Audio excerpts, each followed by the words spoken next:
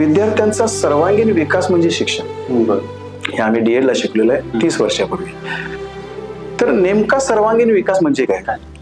तर माझ्या दृष्टीने सर्वांगीण विकास म्हणजे विद्यार्थी अष्टपैलू झाला पाहिजे. सगळ्या गोष्टीत तो पारंगत झाला पाहिजे. सगळ्यातलं फार नाही पण थोडं थोडं तरी त्याला आलं पाहिजे, बेसिक तरी त्याला कळलं पाहिजे. आणि या दृष्टीने विद्यार्थी शिक्षित झाला, अष्टपैलू त्याचं व्यक्तिमत्व घडलं की आपोआपच त्याचं शिक्षण झालं. आणि तेव्हा ती व्याख्या खऱ्या अर्थाने पूर्ण झाली असं मला वाटेल. आणि मी केलेलं कामाचं समाधान मला लाभलं असं तेव्हा वाटेल जेव्हा विद्यार्थी अष्टपैलू किंवा सर्वांगीण त्यांना आवड नेमकी काय आहे हे पहिला प्रश्न मी शाळेत वर्गात विचारतो की तुम्हाला नेमकं काय बनायचं. मी 27 वर्ष सेवेमध्ये काम करत असताना अनेक विद्यार्थी डॉक्टर झालेत, इंजिनियर झालेले आहेत, काही फौजमध्ये लष्करामध्ये काम करत आहेत, सैनिक बनलेले आहेत, वेगवेगळ्या क्षेत्रात सगळे आहेत. आपापल्या ठिकाणी काही राजकीय नेते सुद्धा झालेले आहेत.